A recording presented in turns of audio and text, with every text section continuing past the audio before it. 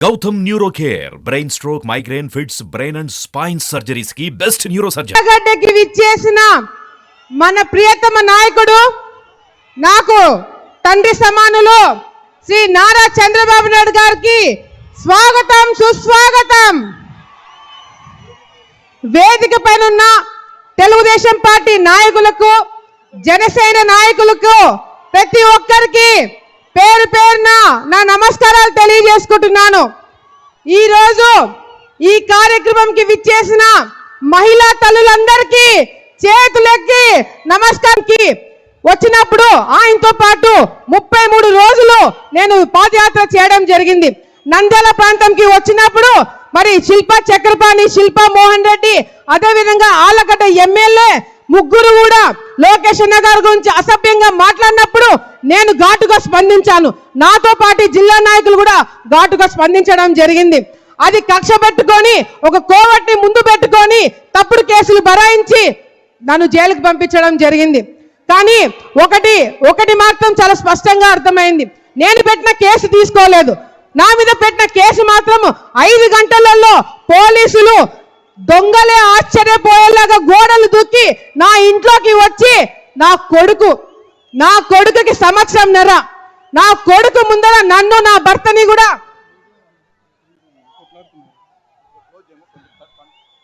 అన్న దయచేసి మీడియా మిత్రులకి సహకరించండి. జనాలు అక్కడ కొట్లాడుకోకండి. దయచేసి అందరు కిందికి దిగండి అన్న. మీడియా మిత్రులు అందరూ దయచేసి సహకరించండి. అందరినీ ముందుకు రండి, కిందికి రండి. కార్యకర్తలు దయచేసి సహకరించాలా. మన ప్రోగ్రామే కదన్నా, అందరు దయచేసి కిందికి రండి. మా మీద కూడా కేసులు పెట్టినారు. నేను తల్లి తండ్రి మేమిద్దరం కూడా జైల్లో ఉంటే నా కొడుకు ఇబ్బంది పడతాడని చెప్పి జడ్జిని అడిగినప్పుడు జడ్జి ప్రతి రోజు గంట సేపు నా కొడుకుతో ఉండడానికి పర్మిషన్ ఇవ్వడం జరిగింది. జైలుకి నా కొడుకు వచ్చినాడు సంవత్సరంన్నర నన్ను చూడడానికి. లోపలికి వచ్చినప్పుడు ఆ గంట సేపు ఉండి నా కొడుకుని పోలీసులు తీసుకుపోతుంటే నా కొడుకు ఏడుపు ఇంకా నాకు గుర్తుంది. నా కడుపు కోత ఇంకా నాకు గుర్తుంది. తప్పకుండా కార్యకర్తల మీద మా మీద కేసులు పెట్టే వాళ్ళని ఎవరు కూడా వదిలిపెట్టే ప్రసక్తి లేదని లోకేష్ అన్న గారు భరోసా ఇవ్వడం జరిగింది. ఇదంతా ఒక ఎత్తు అయితే చంద్రబాబు నాయుడు గారి మీద అక్రమంగా కేసులు పెట్టి ఆయన్ని అరెస్ట్ చేసేంత ధైర్యం చేశారని ఎవరు కూడా ఊహించలేదు. ఏ నంద్యాల జిల్లాలో అయితే చంద్రబాబు నాయుడు గారి మీద అక్రమంగా కేసులు పెట్టి మీరు అరెస్ట్ చేశారో అదే నంద్యాల జిల్లా నుంచి మీ పతనం మొదలవుతుందని చెప్పి కూడా ఈ సందర్భంగా కార్యకర్తలు అందరి తరపు నుంచి చంద్రబాబు నాయుడు గారికి నేను మాటిస్తున్నాము. అంతేకాదు ఈరోజు రాష్ట్రం మొత్తంలో ఒక పక్కన అరాచకాలు జరుగుతుంటే ముఖ్యంగా ఆలగడ్డలో మాత్రము వింతలు విడ్డూరాలు జరుగుతున్నాయి. మొగుడు పిల్లల పంచాయతీకి కమిషన్ తీసుకుంటున్నారు. రైతులు బోర్ అడిగితే కమిషన్ తీసుకుంటున్నారు. భూమి సమస్యలు ఉన్నాయని చెప్తే ఆ భూమి లాక్కుంటున్నారు ఎమ్మెల్యే వాళ్ళ కుటుంబ సభ్యులు. ఒక ఉదాహరణ, ఎరుగుడిదిన్న అనే గ్రామము గంగుల వాళ్ళ గ్రామం. అది నేను మొన్న ఇంటింటికి వెళ్ళినప్పుడు చండలూరు, మండలూరు, మార్చినేపల్లె గ్రామం నుంచి వచ్చిన రైతులు మాకు నీళ్లు కిందికి వదలట్లేదు, ఎరుగుడున్న వాళ్ళు మాకు సహాయం చేయండి అని చెప్పి అడిగినప్పుడు, అందరికీ నీళ్ళు వచ్చినప్పుడు మీ 3 గ్రామాలకు ఎందుకు నీళ్లు రావట్లని అడిగినప్పుడు వాళ్ళు చెప్పిన సమాధానం వింటే చాలా బాధగా అనిపించింది. ఎమ్మెల్యే వాళ్ళ అమ్మ ఎరుగుతున్న గ్రామంలో నీళ్లు ఆపేసి ఆ నీళ్లు చెరువులు నింపి దాంట్లో చేపలు పడుతున్నారంట. ఎమ్మెల్యే వాళ్ళ అమ్మ చేపలు పడుతుందంట.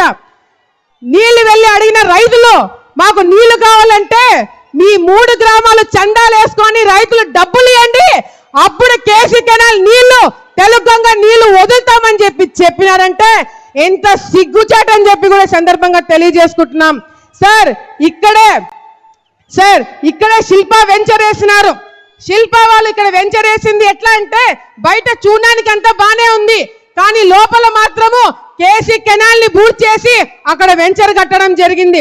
ఎమ్మెల్యే ఎందుకు అడగట్లేదు, ఎమ్మెల్యే ఎందుకు నోరు మూసుకున్నాడు అని చెప్పి మేము కూడా ఆలోచించినాం. తర్వాత అర్థమైంది ఏంటంటే శిల్పా వాళ్ళు ఇక్కడ స్థానికంగా ఉన్న ఎమ్మెల్యేకి కమిషన్లు అంటించినారు. అందుకే ఎమ్మెల్యే కూడా నోరు మూసుకొని కేసీ కెనాల్ బూర్చినా కూడా ఏమీ మాట్లాడలేకపోయినారు. ఇట్లా ఆళ్లగడ్డ ప్రాంతంలో ఎప్పుడు లేని నీచ సంస్కృతిని వీళ్ళు తీసుకురావడం జరిగింది. అంతేకాదు సార్, ఈరోజు మనం అధికారంలో ఉన్నప్పుడు ఈ ప్రాంతంకి 2 సంవత్సరాలు నాకు సేవ చేయడానికి అవకాశం వచ్చినప్పుడు అన్ని విధాలుగా కూడా రైతులకు కావచ్చు, మహిళలకు కావచ్చు, యువతకు కావచ్చు అందుబాటులో ఉండే అన్ని కార్యక్రమాలు చేయడం జరిగింది. సమయం తక్కువ ఉంది కాబట్టి రేపొద్దున మనం మళ్ళీ గెలిచిన తర్వాత మీరు ముఖ్యమంత్రి అయిన తర్వాత తప్పకుండా ఆళ్లగడ్డలో కావాల్సినవి ఎట్లాగో రోడ్లు, ఇల్లు ఇవన్నీ కూడా మేము తెప్పించుకుంటాము మిమ్మల్ని అడిగి. కానీ ముఖ్యంగా ఈ ప్రాంతం రైతులు, తెలుగంగ రైతులు, కేసీ కెనాల్ రైతులు ఎన్నో ఇబ్బందులు పడుతున్నారు. అలగనూరు ప్రాజెక్టు తప్పకుండా పూర్తి చేసి కేసీ కెనాల్ రైతులను ఆదుకోవాలని చెప్పి కూడా ఈ సందర్భంగా కాబోయే ముఖ్యమంత్రి గారికి తెలియజేసుకుంటున్నారు.